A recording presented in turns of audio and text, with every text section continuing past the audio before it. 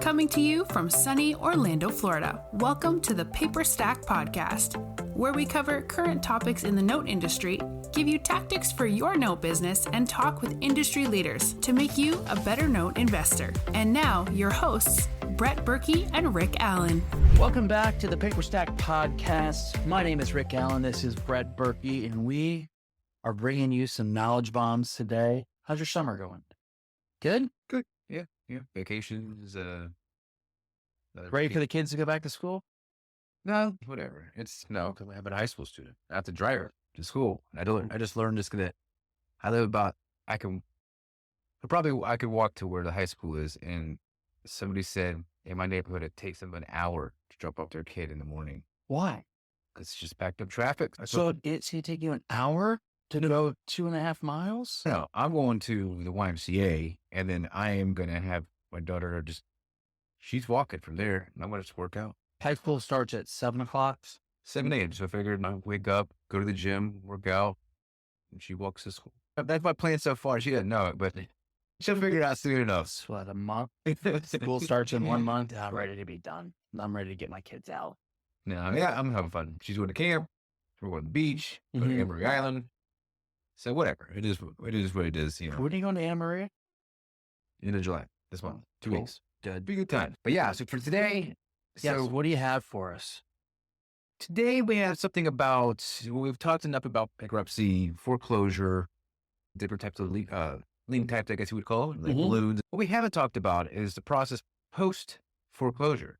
You're on the site and you're looking at foreclosure and maybe you're new to it and you're like, oh, I want to get the house back and I want to do that play. Well, what? I got the house back. So you no longer own the note, you own the property. Yes, this is post-foreclosure. So what do you do once you get the house back? What's some of the processes of, I got it. Is it REO at that point? Is that what we call it? Yes, it's called REO, which stands for real estate owned.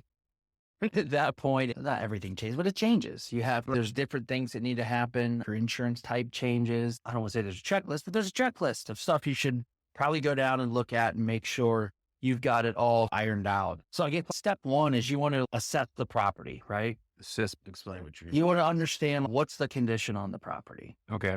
Essentially, you want to know is what's the value, high level. Look, what is this thing probably worth at maximum retail value?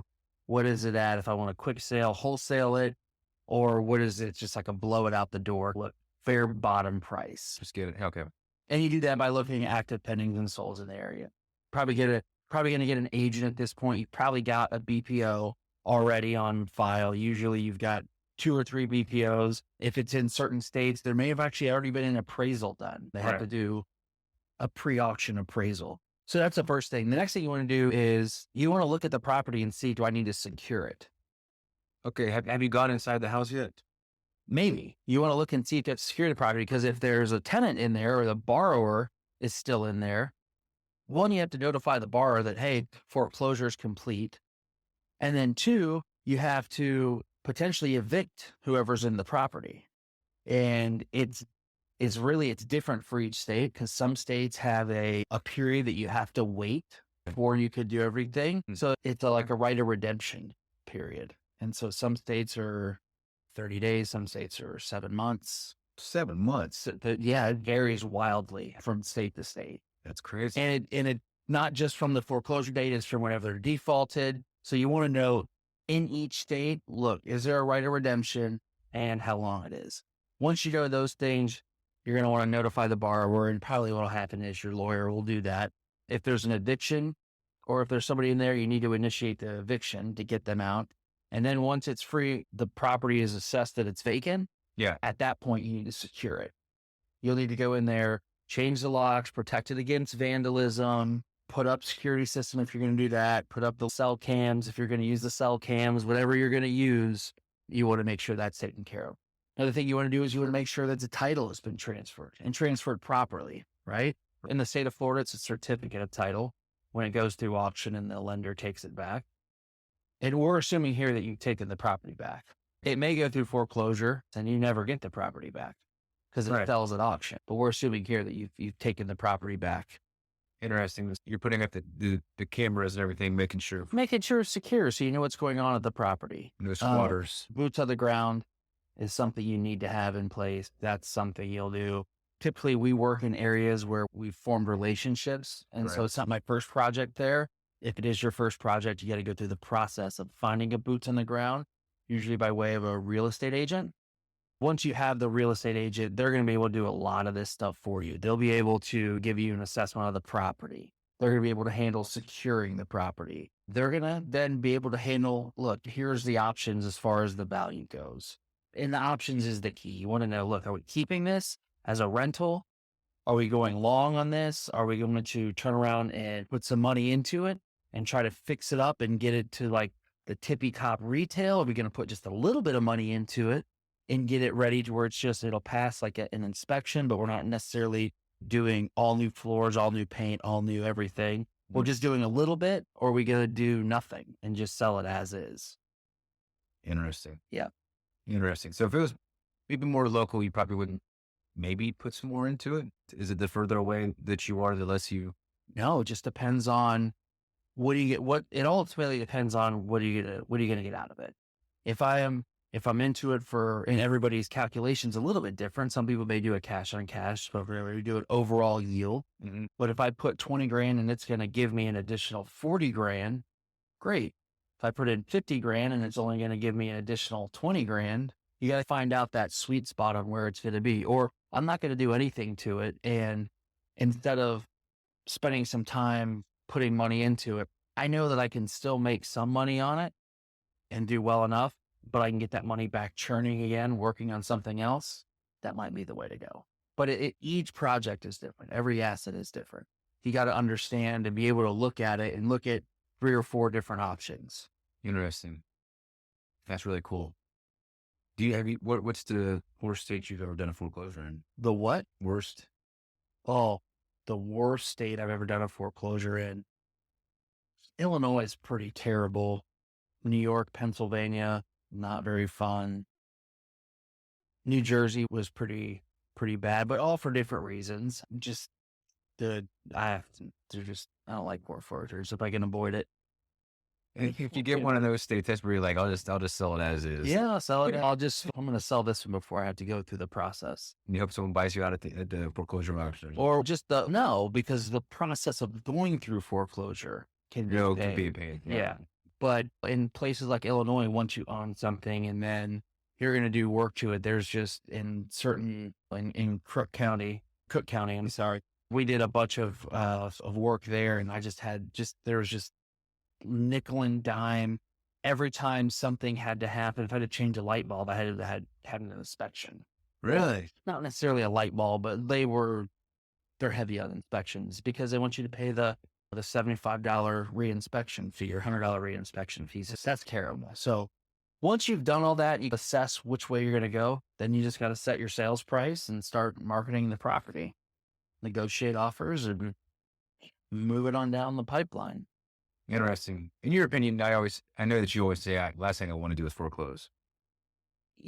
Yeah. You always, that's like the worst case scenarios most of the time is the actual, I would say foreclosure is a worst case scenario most of the time. I got to go through the foreclosure and run the risk of battling bankruptcies and that whole thing. You always plan for the worst and then hope for the best. Yeah, it's funny that a lot of people that are new to Paperstac, they'll come and they're like, how do I get property back? And I'm like, there's probably a better route before that because there's a lot that can go wrong before you get the property back. Don't get me wrong. I love getting the property back. Yeah. But it just depends on the state, right? So if it's a year and a half process to get the project or get the property back through foreclosure, that's no good. If I can reach out to the borrower and say, look, I'll write a check to you for 15, 20 grand, and you go about your business. Do you want to do that? It makes more sense. I get property back that way and do it in 2 or 3 weeks versus a year and a half. I like it. Okay, cool. I think we learned a couple of things here. Yeah. So the process, the checklist, we actually might make this into a checklist that'd be beneficial for people. We'll find it in the knowledge base along with other checklists that he's done. One videos just like this. Mm-hmm.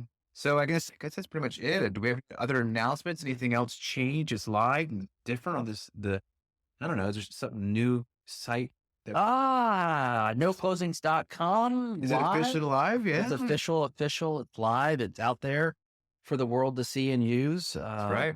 We've got people signing up. We've got people setting up closings right now. No Closings is all the benefits of Paperstac without the marketplace. Yeah. It's good for the best example I heard when we were at DMEs. Mike was talking about you find somebody at a conference or you're on Facebook or whatever, seller financing, you're sending out letters and you get one back and they're like, where are we going to close it? My title company or with your lawyer? What are we doing this? Are they my docs? Are they your docs? And so look, let's just use no closings. It's agnostic, third party. It's not biased in any direction. Same process. You can invite your lawyers. You can invite people from your title company if you want. All that stuff. You can have it all there, but it's a lot more fluid. And I think that's one of the best use cases for it, especially for seller financing. Seller financing, maybe you found somebody on a Facebook marketplace. It's really if you want a place to close all the deals you have that are not on Paperstac. Yeah. That's really what it is. It's not just for seller financing. It's like, look, anytime you want to close a deal and you want to use the benefits that we've got on Paperstac, escrow, collateral verification, you want to take advantage of some of the shipping options we have. You love having the digital audit trail of communication. You like having docs generated for you. All the stuff that Paperstac gives you, that's not the marketplace. So any deal that's not on Paperstac, you should be closing it on NoClosings.com. Yeah, that makes sense. Cool. We'll be having more of my First Note series coming up soon. Who's next? I think it's going to be Chris 70. So Chris 70, that'll be fun. You know what I like about Chris? It's going to be... He's a straight shooter? He's a straight shooter. It will be... He'll just tell you how it is. I love That's that. right. There's no sugar coating. There's no powder coating. It's just... It might be some post-production stuff. But you know, this is the adults only. No, I like it. It's so refreshing because you get... Oh, Chris is perfect. I love talking to Chris. He's just a straight shooter. Yeah, straight shooter. Yeah. And so that's it for this one. And we will see you on the next one. See ya. Are you new to the mortgage note industry? Have you been wanting to learn the step-by-step process to purchase your first mortgage note? Well, you're in luck. We've convinced our CEO, Rick Allen, to break down everything he knows about mortgage note investing.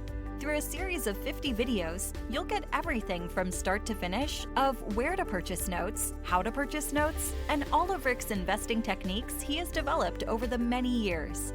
From performing note tactics to non-performing notes, Rick gives you everything he knows about investing. Bonuses include our glossary of industry terms, Rick's own proprietary calculators he created to evaluate notes, discounts from our partners, our Rolodex of vendors, a private Facebook group, along with a lot more. We've packed so much content into the Academy to take you from beginner to expert in no time. To learn more about the Academy, go to academy.paperstac.com/welcome. Again, that is academy.paperstac.com/welcome.